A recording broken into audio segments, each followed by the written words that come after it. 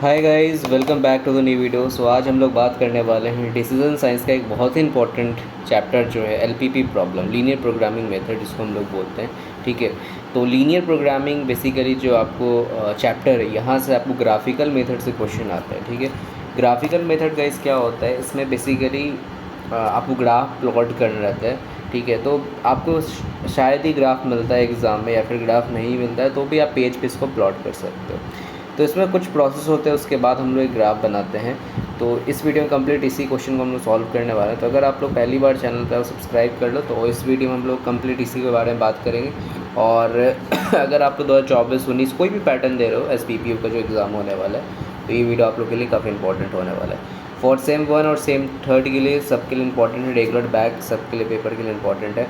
बाकी Telegram group पे आप लोग ज्वाइन हो जाना, और व्हाट्सएप ग्रुप का डिसीजन साइंस का है, तो वहाँ पे भी आप ज्वाइन हो सकते हो। ठीक है, और बाकी गाइस अगर आप लोग को डिसीजन साइंस का कोर्स में ज्वाइन होना है, तो अभी छठ पूजा की ऑफ़र चल रही है, 50% ऑफ है यहाँ पे आपको। सिर्फ 499 में आपको DS का यहाँ पे कोर्स आपको मिल जाता है। ठीक है, वैसे इसका प्राइस है 999 का। ठीक है, तो अगर आपको अभी लेना है तो आप इस नंबर पे कांटेक्ट या व्हाट्सअप कर सकते हो। तो ये सब जो है सबसे पहले इंपॉर्टेंट चैप्टर्स हैं जो मैंने आपको बताया, नोट डाउन करना है तो कर सकते हो।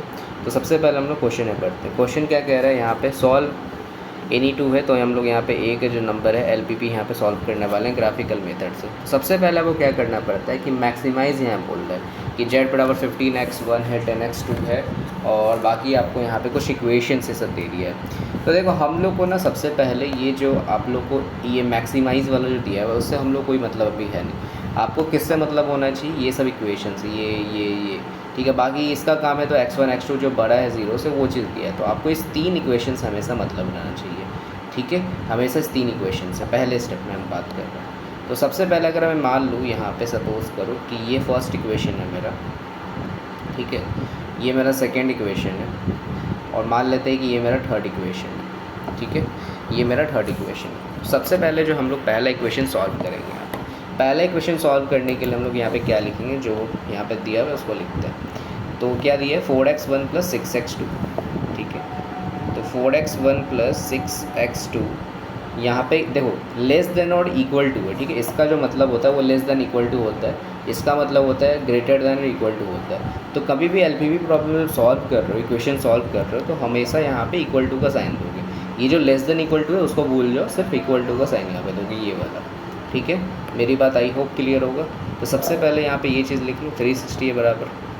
ठीक है, उसके बाद हम लोग यहाँ पे देखो, यहाँ पे 2 तरीके से तुम इसको सॉल्व कर सकते हो। 2 तरीके क्या कर सकते हो, तुम यहाँ पे डायरेक्ट डिवाइड बाई 360 भी कर सकते हो, या फिर तुम एक बार x को 0 लोगे, तो x को 0 लोगे तो तुम्हारा x2 का वैल्यू आएगा, फिर x2 को 0 लोगे तुम्हारा x1 का वैल्यू आएगा। तुम यहाँ पे 2 मेथड से कर सकते हो, तुम्हारा जो भी मर्जी है। पर सबसे ईजी प्रोसेस क्या होता है कि एक बार तुम x1 को 0 ले लो, ठीक है, उसके बाद तुम पूरा सॉल्व करो, फिर एक बार x2 को 0 लोगे, फिर तुम पूरा इसको सॉल्व करो। अगर तुम यहाँ पे x1 को अगर 0 ले रहे हो तो ये तो पूरा 0 हो जाएगा, क्योंकि मतलब 4 × 0 + 6x2 = 360 होगा। ठीक है, बाकी जो होगा ये 0 हो जाएगा, 0 + 6x2, तो 6x2 = 360 हो जाएगा। तो x2 कितना आ जाएगा आपका, 60 आ जाएगा। ठीक है, तो मेरा यहाँ पे, उसके बाद तुम यहाँ पे x2 को एक बार यहाँ पे 0 लोगे। ठीक है, तो 4x1 + 6 × 0 = 360।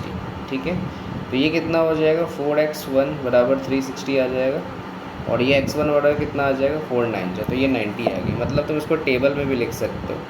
ठीक है, टेबल कैसे लिखोगे मैं दिखा देता हूँ। इस तरीके से तुमको एक टेबल बना लेना है। ठीक है,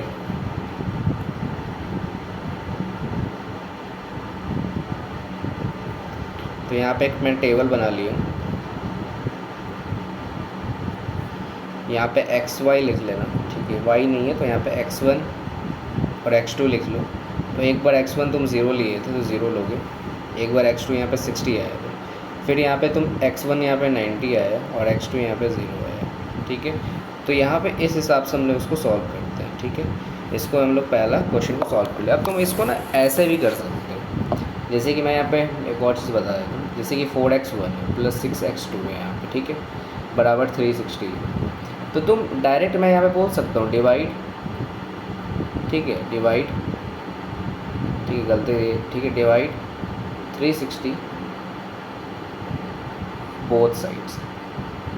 ठीक है, तो ये कितना हो जाएगा 4x1/360 ऐसे होगा, बाई 6x2/360 ऐसे होगा, या फिर 360/360। इस तरीके से मैं इतना लिख के आपको इसलिए बताऊँ, डायरेक्ट भी इसको सॉल्व कर सकते हैं, ठीक है। तो ये x1 कितना आ जाएगा 90 आ जाएगा, ठीक है। और ये कितना आ जाएगा x2/6 36 होता है, ठीक है। और ये कितना हो जाएगा, ये बेसिकली 1 हो जाएगा आपका, ठीक है। जो तुम्हारा बेसिकली इसका कोफिशिएंट क्या होगा, मतलब अगर तुम्हारे कोई पूछेगा x1 क्या है, तो x1 के जो इसका नीचे नंबर होगा वही इसका x1 का वैल्यू होगा, फिर x2 के नीचे जिसका जो यहाँ पे वैल्यू दिया होगा वही x2 का वैल्यू, मतलब x1 का वैल्यू यहाँ पे 90 आएगा और x2 का यहाँ पे वैल्यू कितना आएगा 60 आएगा, जो मैंने यहाँ पे लिखा होगा, ठीक है। तो ज़ीरो इसलिए हम लोग लेते हैं ताकि ज़्यादातर बच्चों को कन्फ्यूज़न होता है, इसलिए बस हम लोग को इस 2 ही क्वेश्चन से काम करना पड़ता है। इसलिए हम डायरेक्ट ऐसे भी सॉल्व कर सकते हैं, बाकी आपकी मर्ज़ी है, आपको जो अच्छा लगे आप यहाँ पे कर सकते हैं, ठीक है। बाकी हम लोग फिर दूसरा इक्वेशन सॉल्व करते हैं, ठीक है। देखो दूसरा इक्वेशन क्या कह रहा है वो समझो। दूसरा है 3x है, 3x बराबर 180 है, ठीक है। तो इसके मैं यहीं पे सॉल्व करता हूँ। 3x1 बराबर 180 है, ठीक है। तो 3x1 बराबर 180 है, तो इसको अगर सपोज़ करो तुम x को अगर 0 लोगे, ठीक है, मतलब तुम यहाँ पे मतलब यहाँ पे तो कुछ 0 ले नहीं सकते हो, ठीक है। अगर x ही 0 ले लोगे तो ये तो पूरा कट ही जाएगा, तो x1 का डायरेक्ट यहाँ पे वैल्यू निकाल लोगे, 3 6 60 आ जाएगा, ठीक है। तो y ऑटोमेटिक यहाँ पे क्या हो जाएगा 0 हो जाएगा, ठीक है।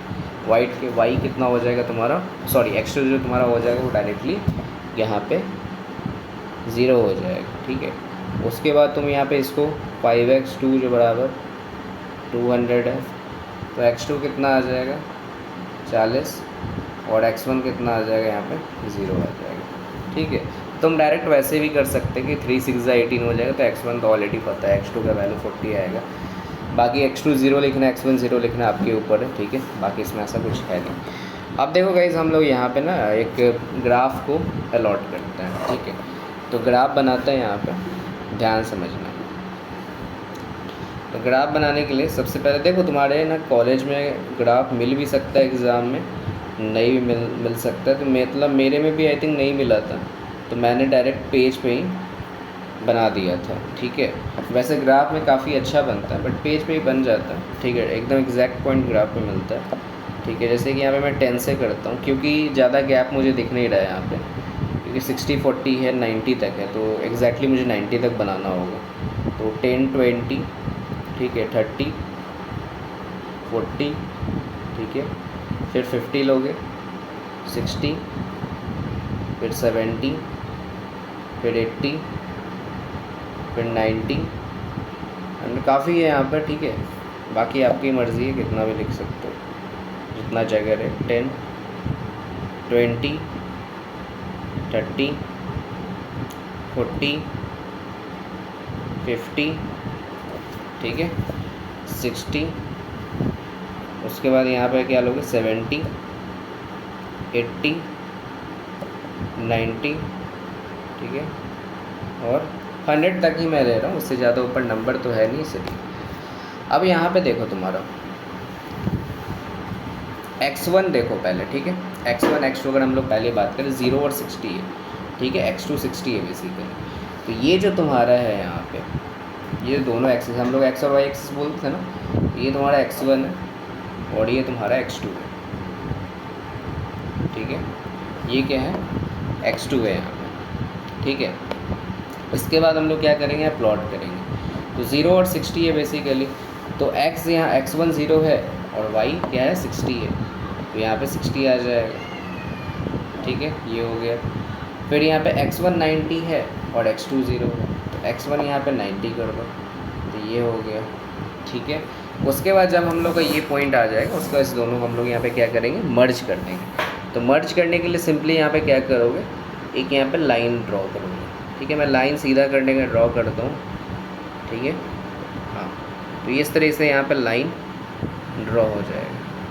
देखो यहाँ पे थोड़ा सा नीचे हो गया, ठीक है, बट पॉइंट पे तुम्हारा आना चाहिए, ठीक है। बस समझ लेना यहाँ पर, ठीक, तुम्हारा लाइन हटना चाहिए उसमें, ठीक है। तो 60 90 हो गया।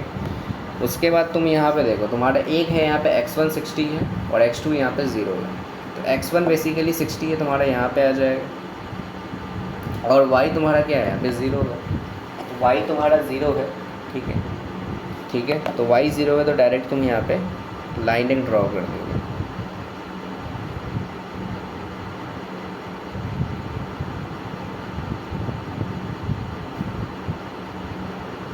ठीक है। तो आई थिंक सीधा ही हुआ है। चलो उसके बाद ना नंबरिंग कर देना लास्ट में, मैं बता देता हूँ। उसके बाद यहाँ पे क्या है तुम्हारा x2 40 है, x1 0 है, x2 40 है और x1 0 है, मतलब y पे तुम्हारा। तो ये 40 यहाँ पे दिख रहा है मुझे, तो यहाँ पे ये आ जाएगा, ठीक है। उसके बाद इसके सीधाई में एक और लाइन यहाँ पे क्रिश कर दोगे, ठीक है। यहाँ तक आई होप क्लियर होगा। उसके बाद जो भी यहाँ पे लाइन है वो यहाँ पे लिख दोगे। ये तुम्हारा कितना था, 0 और 60 था, तो इसको a बना के लिखना हमेशा, 0 और 60 था, ठीक है। ये कितना था, आई थिंक 90 और 0 था, इसको ना b लिख दो, 90 0 था, ठीक है। फिर से ये कितना था, आई थिंक 0 और 40 होगी y एक्सिस पर, ठीक है। ये कितना था, 60 0 था,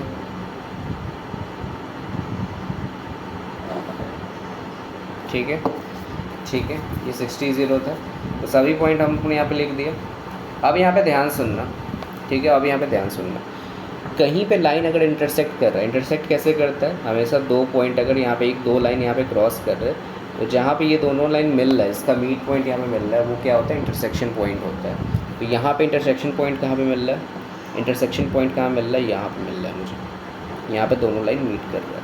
तो ये बेसिकली कहाँ पे मीट कर रहा है, ये तुम्हारा 60 और 20 रीजन पे कर रहा है। 60 तुम्हारा x1 है और 20 तुम्हारा x2, तो 60 और 20 इसको तुम पॉइंट ई मान सकते हो, ठीक है। क्या आ जाएगा तुम्हारा, पॉइंट ई आएगा।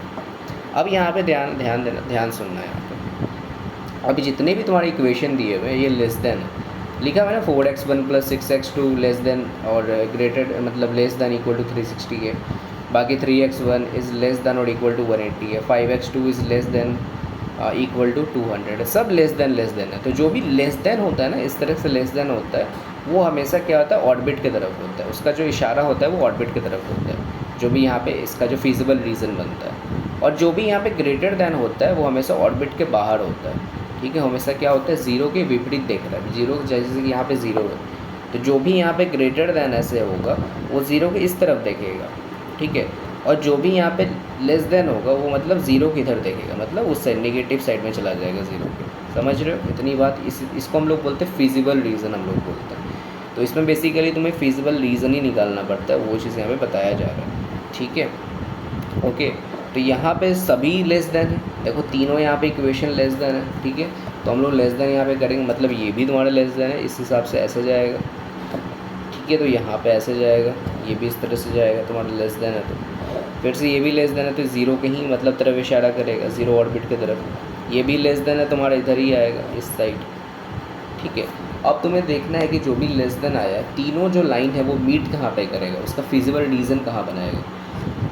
ये लाइन तुम देख रहे हो, ये भी इधर पर देख रहा है, ये लाइन जो तुम देख रहे हो, ये वाला लाइन ये भी इधर ही देख रहा है, सीधा वाला लाइन ये भी इधर ही, मतलब तीनों मतलब यहाँ पे एक दूसरे से इंटरसेक्ट कर रहा है, मतलब यहाँ पे एक फिजिबल रीज़न बना रहा है, ठीक है। दिख रहा है ना, एक फिजिबल रीज़न यहाँ पे बनाया जा रहा है, ठीक है, ठीक है। तो हम लोग क्या करेंगे, इसको फिजिबल रीज़न मानेंगे, इसको, क्योंकि यहाँ पे तीनों आके लाइन जो है इसी तरफ इशारा कर रहा है, ठीक है। तीनों लाइन यहाँ पे मीट कर रहा है, तो ये तुम्हारा क्या हो जाएगा, फिजिबल रीज़न। अब जो तुम्हारा यहाँ पे इक्वेशन है उसको लिख लो, क्या था, z बराबर कितना था, 15x1 + 10x2 था, ठीक है। अब जो हम लोग को पॉइंट आया है, ठीक है, जो फिजिबल रीज़न में पॉइंट आया सिर्फ वही लिखोगे, बाकी उसके बाहर वाले जितने पॉइंट उसको तुम छोड़ दोगे। तो फिजिबल रीज़न में जो तुम्हारे पॉइंट्स आए वो क्या क्या यहाँ पे हैं, पहला तो D आया है, दूसरा तुम्हारा यहाँ पे E आया है, तीसरा तुम्हारा C आया है, ठीक है। तो पहला तुम यहाँ पे D लिखोगे, D जो है तुम्हारा 0 और 40 आया है, ठीक है। दूसरा तुम यहाँ पे लिखोगे E जो आया है यहाँ पे तुम्हारा 60 20 आया है, ठीक है। और तुम्हारा तीसरा जो 60 और 0 आया है, ठीक है, ठीक है। तो बस इसे पुट कर दो, तो 15 × 0 x1 की जगह 0, बाकी 10 × 40 कर दो, तो कितना आ जाएगा, 400। बाकी एक बार और करो, 15 × 60, x1 की जगह, x2 की जगह 10 इंटू 20 कितना आ जाएगा, 15 6 कितना हो जाएगा, 30 900। तो 900 प्लस 200 कितना हो जाएगा, 1100। ठीक है, बाकी ये कितना हो जाएगा, 15 इंटू 60 प्लस 10 इंटू 0 कितना आ जाएगा, ये 900 आएगा। तो आप यहाँ पे ध्यान से सुनना क्वेश्चन में क्या कह रहा है। क्वेश्चन में बताया जा रहा है कि तुम्हारा मैक्सिमाइज का कॉन्सेप्ट है ये, ठीक है। तो मैक्सिमम करना है, तो मैक्सिमाइज मतलब क्या होता है, मैक्सिमम जेड किस पे मैक्सिमम। तो सबसे ज़्यादा मैक्सिमम किस पे आया, तुम्हारा 1100 पे मैक्सिमम आया। तो यहाँ पे क्लिक देना है point, therefore Z is maximum, ठीक है, जेड इज़ मैक्सिमम एट ई, ठीक है। कितना है तुम्हारा 60-20, ठीक है, 60-20।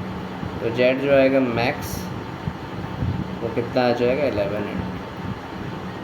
तो ये तुम्हारा राइट आंसर आएगा।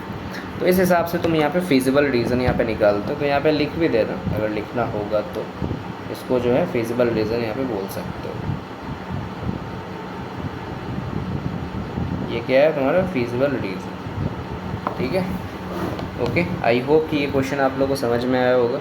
एलपीपी तो बेसिकली आपको एलपीपी में ग्राफिकल मेथड का ही क्वेश्चन आता है सिंप्लेक्स ये सब नहीं आता है, सिंप्लेक्स ऑपरेशन रिसर्च ये सब में ज़्यादा आता है, ठीक है। तो आप लोग इस हिसाब से इसको सॉल्व करोगे, या फिर दोनों जो मैंने मेथड बताया आप दोनों से कर सकते हो, ठीक है। ओके, तो चैनल सब्सक्राइब कर देगा, इस वीडियो को लाइक करना, और बाकी जिनको भी डीएस कोर्स में ज्वाइन करना है 1-to-1 मेंटरिंग कोर्स आप लोगों के लिए काफ़ी इंपॉर्टेंट होने वाला है ये कोर्स। वहाँ पे मैं डिटेल में पढ़ाता हूँ चैप्टर, जिनको भी समझ में नहीं आता वहाँ पे डाउट पूछ सकते हो। बाकी आप व्हाट्सएप ग्रुप पे ज्वाइन हो जाना, कोई भी इंक्वायरी है तो इस नंबर पे कॉल या व्हाट्सएप आप कर सकते हो, ठीक है। तो all the best guys for your exams and hope you will get good marks in the DS. Have a nice day guys, happy Chhath Puja and happy Diwali to all of you. Thank you.